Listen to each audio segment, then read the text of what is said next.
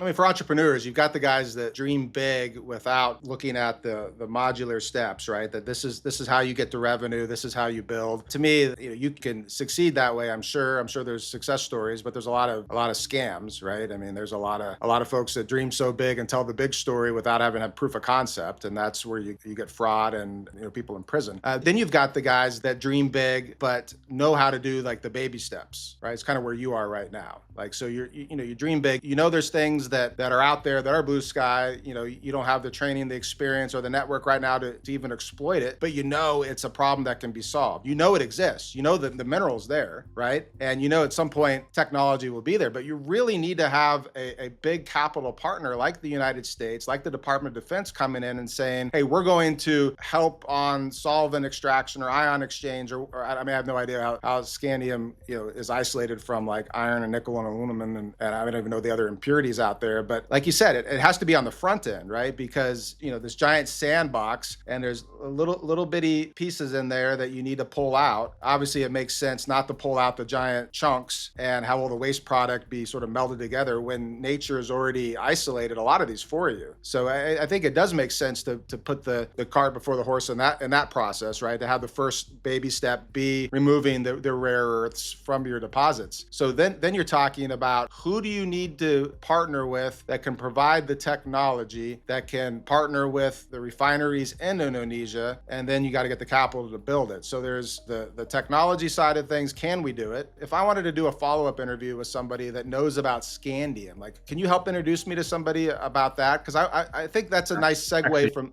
very much I can. And I also know the brain power behind being able to do these various different things. And their whole thing is, give me the capital, I figure it out. And these are people with PhDs in metallurgy. They're teaching at Queen's University, and they're teaching at all the highest universities in the United States. Because I've been in this for so long, and I've always asked why, I've always asked how do we build this, I've met a lot of different people along the road. Again, I like to say the phrase, way smarter than I am, because there's some incredibly brilliant people in this space, but they lack the ability to put together a game plan. A lot of times you see when people are very much, whether it's a scientist, a geologist, they're very hyper-focused. Maybe they're not of the entrepreneurial mind of building a story, building a company, and finding the capital. It's like a lot of capital guys have no idea about geology or anything. You've got to find a way to marry them both. And that's what I've really focused in the last 10 years of doing, is marrying those two groups. So quite frankly, it's the capital side. We've got the know-how, got the various different deposits, and now we need the right capital behind us. And also, it definitely helps when you have a government helping you. There's something before capital, right? The before capital is the visionary side where people can make the introductions. The old saying, your network is your net worth. So before capital, there's all these different parts and different minds, right? The person over here is external hard drive to the world's knowledge, has some specific algorithms that they know how to process this data in order to pop out something the other side, but they're not connected to the people in the field that are doing it. And they're not connected to, like you said, ultimately to capital. So capital is a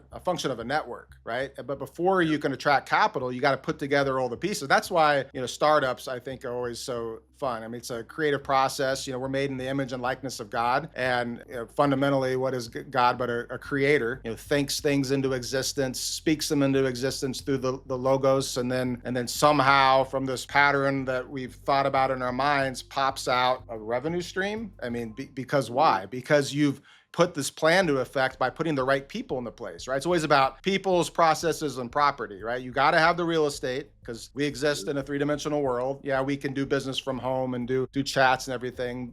You can even probably develop technologies and software from a very small footprint with a computer. But at the end of the day, for the things that keep society moving along, these hard things, the hardware itself, the foundational elements, you have to go out and get it from property. And then you got to have the people that have the know-how, and you got to have the procedures, the processes, the IP to do it. So what we can do is we can tell this story. We can platform the people that know things. Just because we don't develop it and we don't get a piece of the action doesn't mean we don't benefit from it just from conveying this information. So, we should work on getting those people platformed that know about the metallurgy of these rare earths, get them out there so they can connect with the people that know the guy that knows the guy that can implement it. They can get to talking, and then they can go attract capital. And then, hey, they know a guy in the public markets, Brandon Caldwell, who's got a publicly traded company at point A in the timeline, and there'll be capital introductions, and there'll be other parts of the network. So I mean, that's really our mission, and that's we're just we're a sum of all of our relationships and how we help one another. That's why I like your network, Brandon. How how I got introduced to you and basically everybody that I'm working with on this Born Defense deal is folks enter the deal wanting to know how they can help you. They're not out there trying to help themselves. They're like, okay, what can I do for you? And that's